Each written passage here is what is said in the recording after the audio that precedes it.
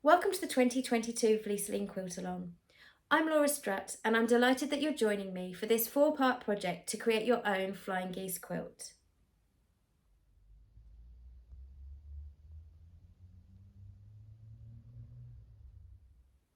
Here in part 2 of the Vlieseline Quilt-A-Long 2022, we're going to begin constructing the blocks that form the quilt top. These blocks use the Flying Geese motif. It's really important to get really precise piecing when creating the Flying Geese design. So I'm going to show you how to use Quickscreen Square in order to create really neat, precise piecing for your triangles in your Flying Geese blocks.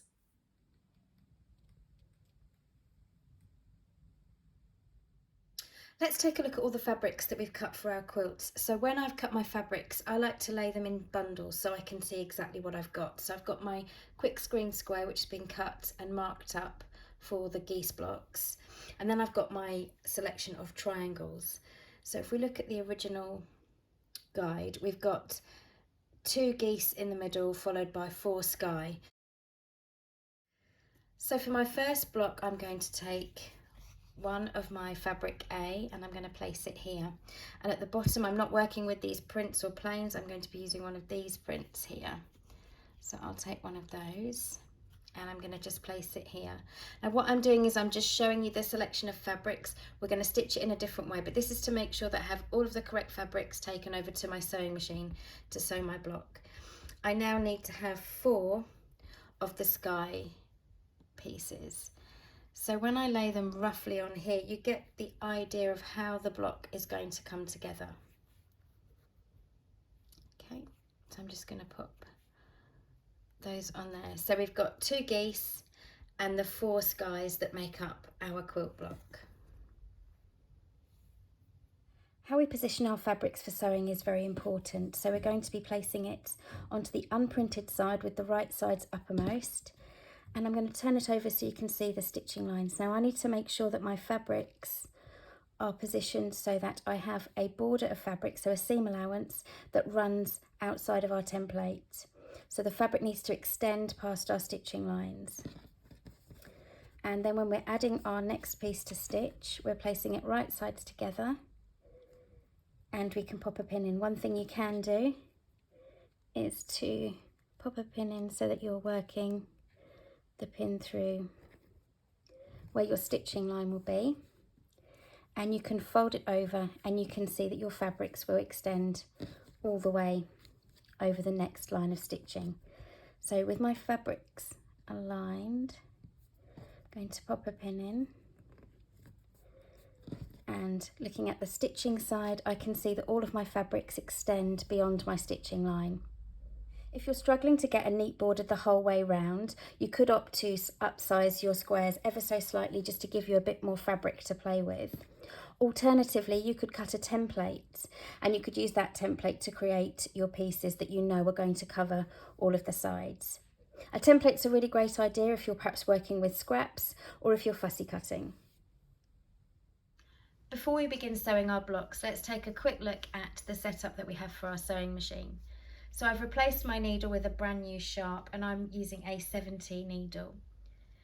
You may want to size up to a slightly larger needle, so perhaps an 80 if you're using slightly thicker fabrics.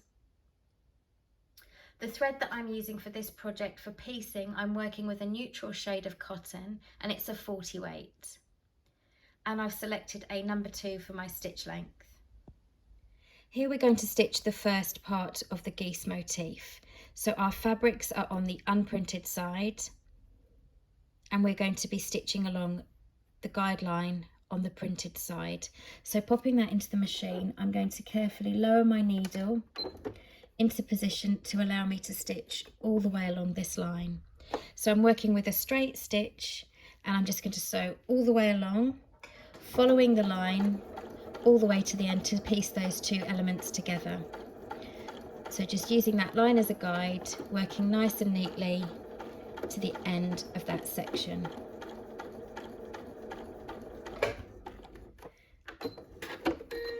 And we can take it out from the machine. We can remove the pin and we can open it up on the right side. And there we can see the first element of our geese block. With the first line of stitching worked and the pin removed, we can fold back this fabric so the right sides are uppermost, ready to position the next piece. So we're going to be adding on the next piece of sky. So I'm just going to carefully press that so it's nice and neat. And then with that in position, I'm going to take the second piece of sky, and again, right sides facing. I'm going to pop that in place and just pop in a little pin to secure it, ready for stitching. Now in position is our second element of the sky. So we're in the same way, we're pinning it to the front of the work and we're going to be stitching along the reverse. So I'm going to pop it into the machine and I'm going to be bringing down my needle at the start of the line and just working all the way across with a straight machine stitch until I reach the point of my stitching guide. So following along nice and neatly until I reach the end.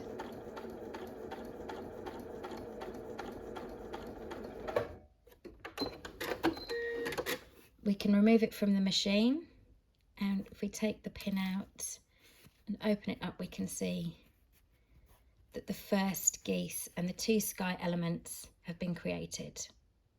With that portion stitched into place, we can fold it back so the right sides are revealed and just press it open. You might prefer to press it with an iron or with a finger press, ready to position the next piece of fabric. So the next piece that we're including is our geese motif. So we're going to pop that into place onto the front of the work and just secure it there with a pin, ready to stitch.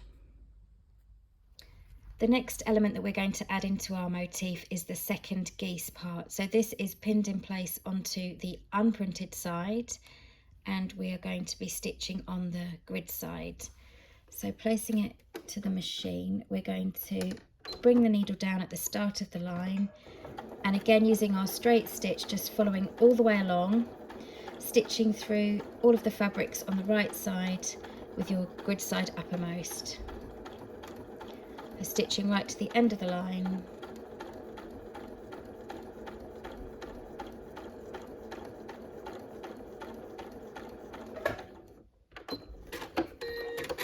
And we can remove from the machine. If we take the pin out, we can lift this up and we can see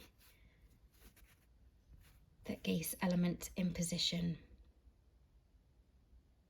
Now that this geese element has been stitched into place, we can fold it back on itself so that we've got the right sides uppermost and we can really see the geese motif taking shape. So again, I'm going to press that nice and neatly before I take my next piece of sky, which I'm going to place right sides to right sides and pin in place, ready for stitching. The next element to be included into the motif is the sky, and this is pinned onto the unprinted side and we will be stitching on the reverse, following along on the line marked on our grid. So we're going to place that into the machine and going to bring our needle down at the point of our stitching line and just working all the way across from the top down to this lower marked line on our stitching guide. We're going to be stitching with a straight stitch to join those elements together.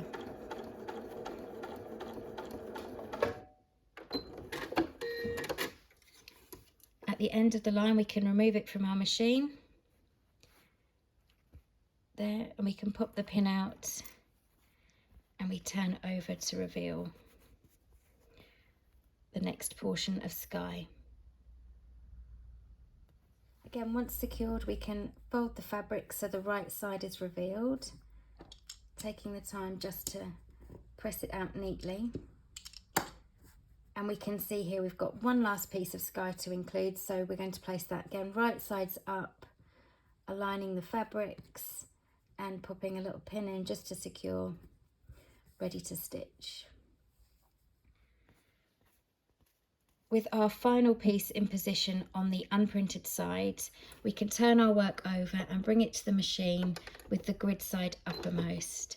Our needle is brought down at the start of the line and we're just working all the way across that stitch line there, the stitch guide, using our straight stitch. So following it all the way along to the point.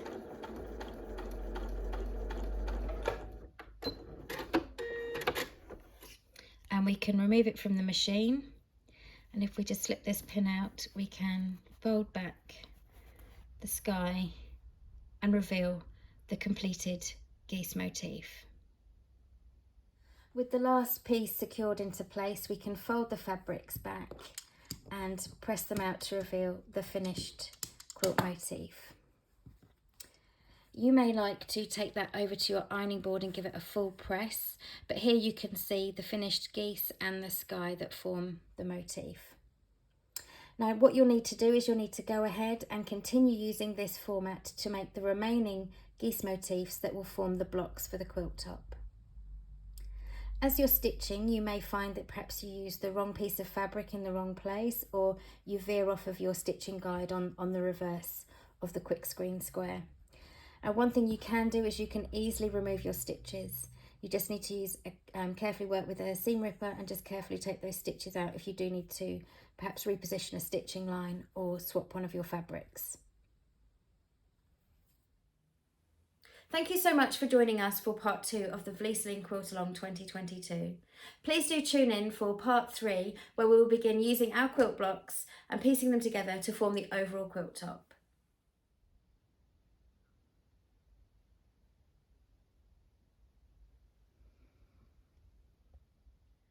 For more information on the Vlieseline products, please do head over to the Vlieseline website, or you can find out more on our social media pages on Facebook, Instagram, and also our YouTube channel. We really enjoy seeing your make, so please do use the hashtag Vlieseline Quilt-A-Long 2022 when sharing your projects online. And you're welcome to join us in the closed creative community group on Facebook, where everyone is welcome and it's a safe space to share your projects and makes. You can also find me online at madepeachy.com and on social media at madepeachy. I really do love to see your projects, and I look forward to seeing you for the next part.